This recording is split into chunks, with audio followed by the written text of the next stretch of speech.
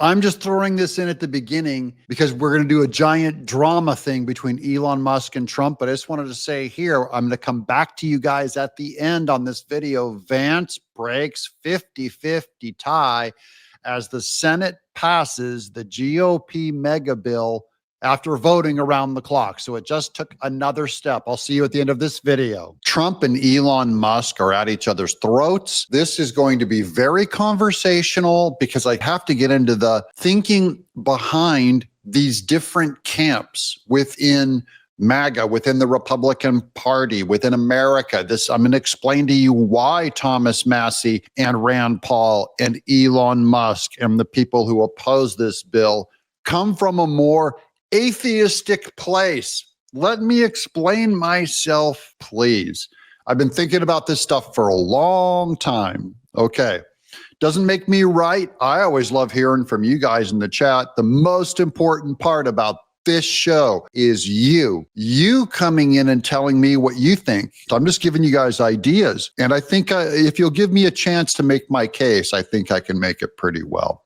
Okay. So first of all, here's some of the fallout. This guy, Merrick Lackner, says Steve Bannon wants to nationalize SpaceX. So Steve Bannon is one of Trump's buddies. And then here's Elon Musk.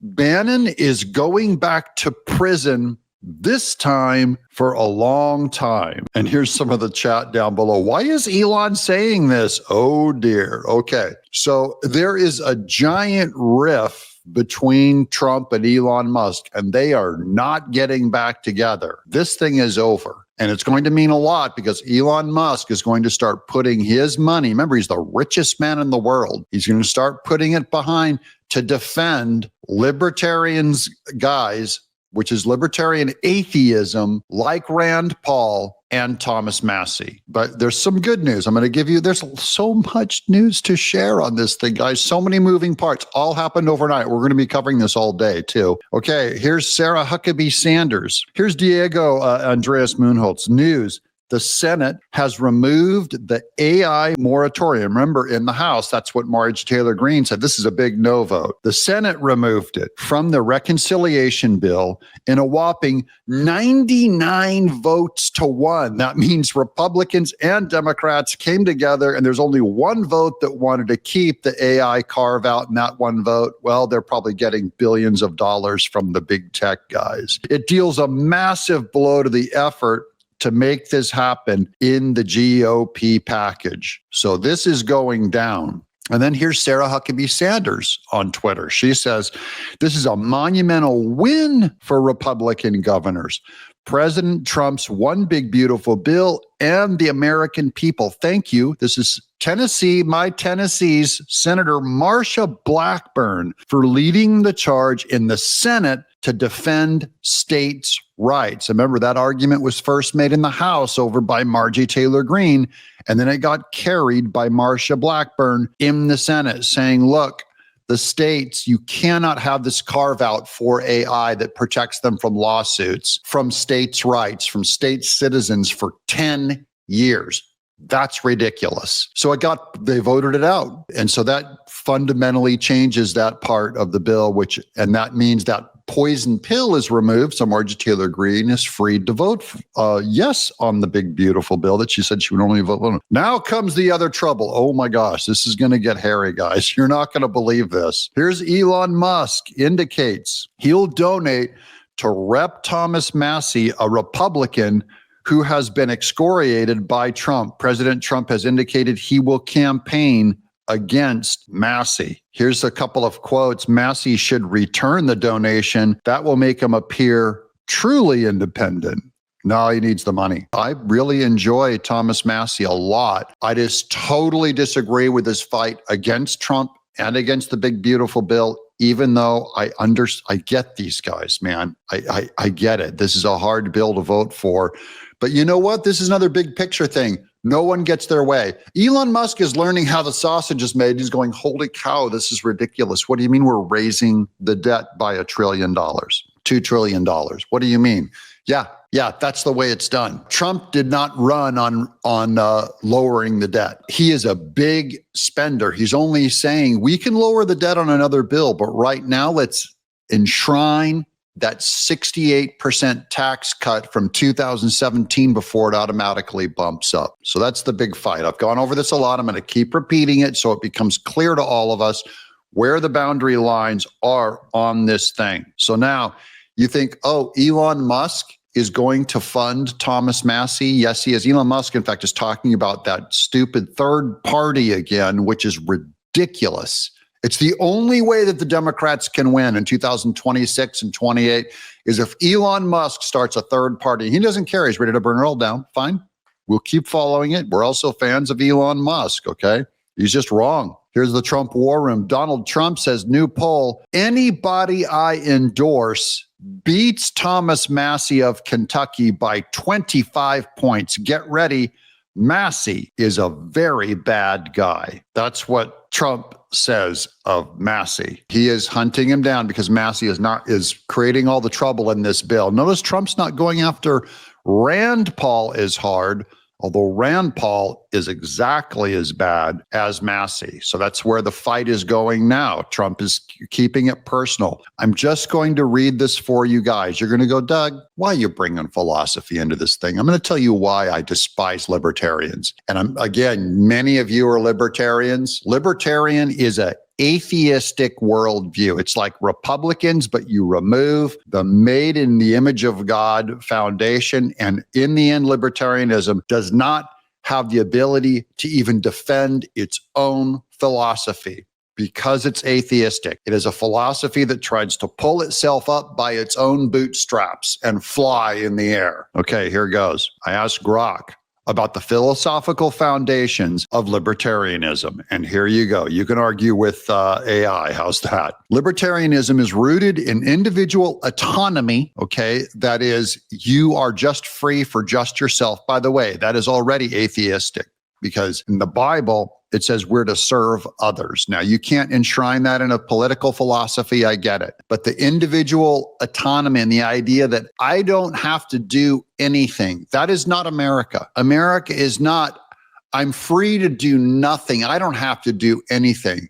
America is the tree of liberty is sometimes watered by the blood of martyrs, patriots, people. We were in service to each other. We gave our lives for each other. That's what a patriot is. And then suddenly along comes libertarianism and goes, you don't have to do anything and you don't have to spill any blood. You don't ever have to go overseas. You don't have to ever fight a war.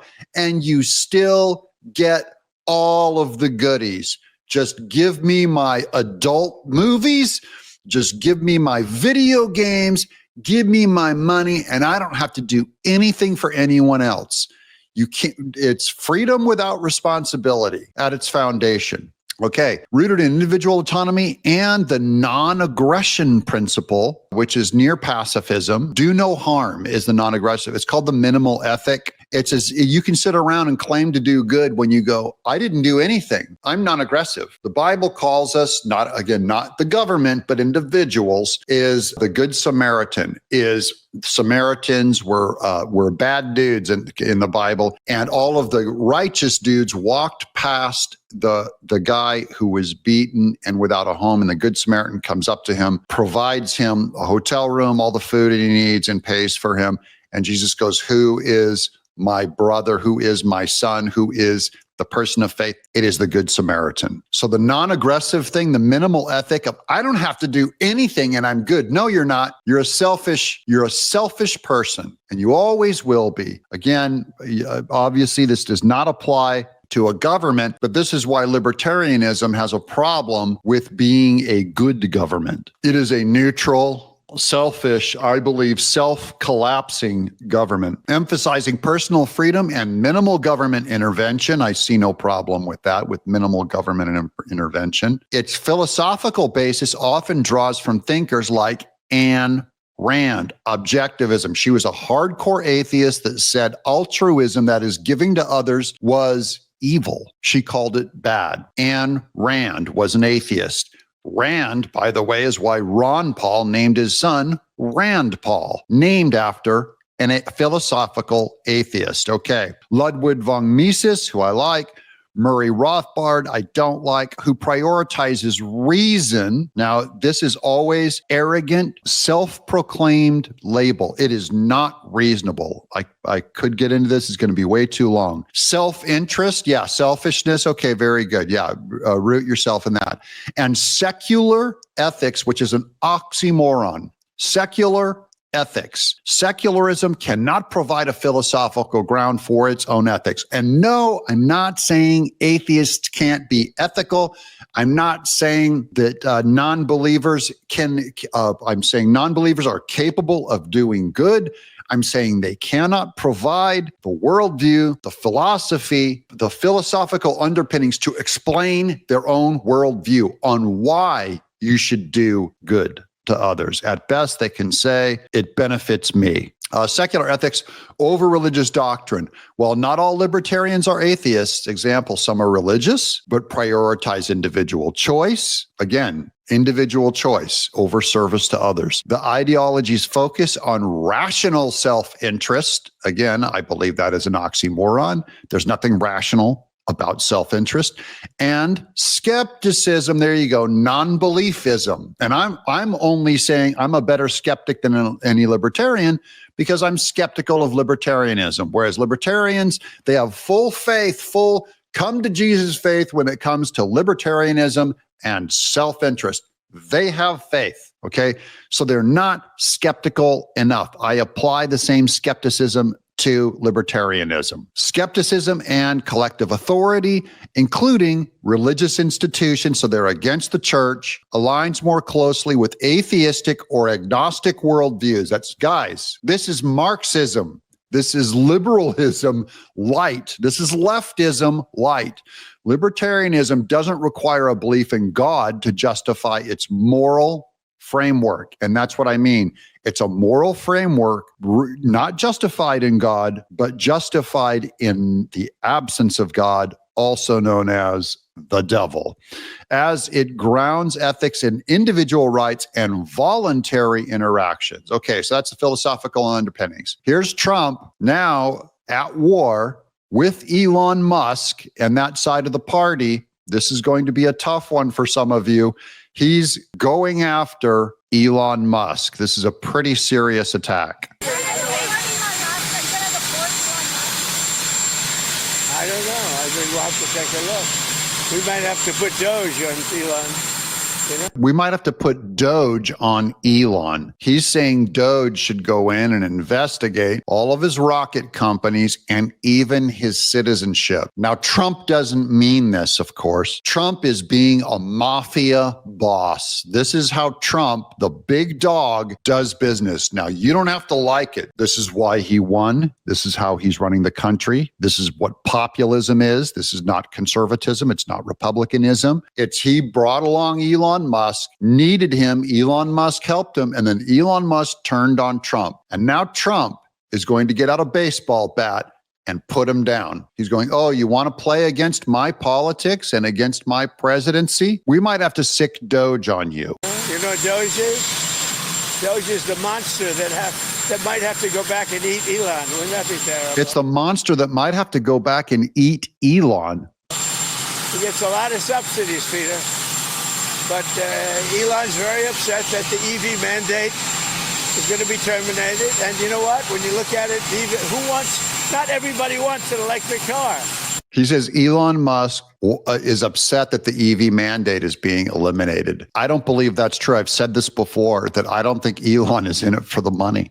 For the money on the electric vehicle mandates. Now, Trump is doing branding and marketing here. He's keeping this message out there so that social media and people will follow him and accuse Elon Musk of just wanting the money for his electric vehicles, and Trump's backing up the story here. So I disagree with Trump, but I do agree that this is marketing for him to protect the big, beautiful bill. I don't want an electric car. I want to have maybe gasoline, maybe electric, maybe a hybrid, maybe someday a hydrogen. If you have a hydrogen car, it has one problem. It blows up, you know? So I'm going to give that one to Peter. To let Peter test it out. He's going to give the electric vehicle that blows up because it's made of hydrogen to Peter Ducey. He's using humor. This is how Trump markets. I got bad news for Elon Musk. You go against this guy, you're going to lose. Because people go, oh, but Elon Musk is the richest man in the world. Trump beat the richest woman in the world. Kamala Harris is $1.5 billion. Trump spent $500 million, half of it from Elon Musk, by the way. And Trump beat her because money is not what runs politics. It's a lie. You'll hear people say it over and over again. This is also my fight against libertarianism, who are just about fiscal economic conservatism, and they don't care about the social values. They don't care about abortion, gay marriage. They believe in taking drugs, open drug use. They believe in open borders. They don't even believe in a standing military. If you follow that philosophy to its core, they're against all that stuff. So Trump is going after Elon Musk here, and Trump is more popular. Charisma and popularity beats money every time. And Trump has more charisma and more popularity as a character than Elon Musk does. So he wins this war. Here's more. This is posted by Dom Luker. This is another Trump post on Elon Musk. Elon Musk knew long before he so strongly endorsed me for president that I was strongly against the EV mandate. It is ridiculous and was always a major part of my campaign. Electric cars are fine, but not everyone should be forced to own one. Elon may get more subsidy than any human being in history by far, and without subsidies, Elon would probably have to close up shop and head back home to South Africa. Ouch. No more rocket launches, satellites, or electric car production, and our country would have a fortune. Perhaps we should have Doge take a good hard look at this. Big money to be saved. That's a threat from Trump. Now, in Trump's defense, if Kamala Harris won, Elon Musk would lose every business and would go in jail. What Trump is saying, you have a chance with your businesses with the Republican Party. This is how the mafia Don does it. Donald Trump. He goes, oh, you want a big, beautiful rocket company? You stay with us. You'll get farther. By the way, Trump would have lost if he went independent. Even Trump had to go to the Republican Party to win. Rand Paul, who's a libertarian, had to go to the Republican Party to win. Thomas Massie had to go to the Republican Party to win. Tulsi Gabbard had to go join the Republican establishment to win. RFK Jr., an independent who got shot down by Democrats, had to join the Republican Party to win. If you are a libertarian and you start a libertarian party, you get 3% with those loser lunatics every time. All you're going to do, if you start a third party, Elon Musk, is you're going to do another Ross Perot that stole that second election from George H.W. Bush and got Clinton elected because of a third party. That was Clinton's best shot at winning. That's going to happen again. Elon Musk, I'm warning you, I will absolutely go against this guy if he starts his third party, which apparently he is. Let's continue. I'd love to hear what you guys think in the chat. This is all fair political fodder to talk about. You're allowed to have an opinion that's not mine. Go crazy. Here's A Muse. Says, who's against Trump's big, beautiful bill, and he's a conservative guy. I quote him. I post his videos here all the time. This is a guy's a big part of my news source. He says, the big, beautiful bill, rhinos have turned the big, beautiful bill into an odorous turd, and Trump knows it, but he needs it to pass to keep his agenda on track. True. Trump believes, and I tend to agree, that his agenda makes it possible for U.S. GDP to increase 3 to 4% per year. This is what we talked about with Scott Bessent, with Trump's tariffs and with growing the economy. You can outgrow that debt ceiling being raised. That debt, Trump can bring in trillions more dollars. Okay, that's one way that you do is you grow the pie, which these fiscal conservative libertarians don't understand or they disagree with. They believe if you make more money that it'll just be spent, which could be true. If it does, the profligate spending won't matter. But I do not think Congress with its current members has the will to do any better. Here's Donald Trump's tweet. The United States has a chance to do something that should have been done decades ago. Don't be weak. Don't be stupid. Don't be a panikin. That's what because they panic. That's what Ron Paul and Thomas Massie are. They're called panicans. Don't be a panican. A new party based on weak and stupid people. That's what he's calling Elon Musk's new party. Be strong, courageous, and patient, and greatness will be the result. That's those of us who are MAGA. Trump, MAGA, that's who we are. not libertarians, not Thomas Massie, and not Rand Paul, and not Elon Musk. Now, here's the normal marketing. This is over on CNN. James Fishback, why Elon Musk is wrong about the big, beautiful bill. Why do you think Elon Musk is wrong about it? Well, the big, beautiful bill is not merely a good bill. It's a great bill. You take President Trump's campaign promises. Think about it. Deliver tax relief for working families. No tax on tips, no tax on overtime, delivering tax relief for seniors. That benefits hardworking Americans all over this country. Okay, this is just normal marketing. Okay, this is the same thing Trump says. This is the positive view. Stephen Miller, too. He goes, look at the positive. You're funding the military. You're funding the border security, biggest border security in our history. The bomb defense system, you're funding it. You're giving tax breaks, by raising the debt to waitresses, to people's overtime. So much, you're building up the middle class. It costs money. I'm just saying this guy is on CNN, and CNN is making the case for all this stuff. Here's more swirl. I'm just curious where the culture is going with this. Who wins the branding? This is some branding against. Time to get the gang back together. This guy's taking a shot at Elon Musk, who's holding up Ron DeSantis on his shoulders. And here's all the rhinos left to right. Jeb Bush, Romney, George Bush, Lindsey Graham, Eye Patch, what's his name? And then there's Paul Ryan. Then in front, Klaus Schwab of the World Economic Forum. So this is some memes going around. I don't know how well they're going to stick. Here's Cat Turd saying the Republican Party is so weak. The U.S. Senate rejected the measure to remove 1.4 million illegals from Medicaid, all because Thune refuses to fire the parliamentarian. She's forcing this provision to need 60 votes. Grow a spine, fire her, Leader John Thune.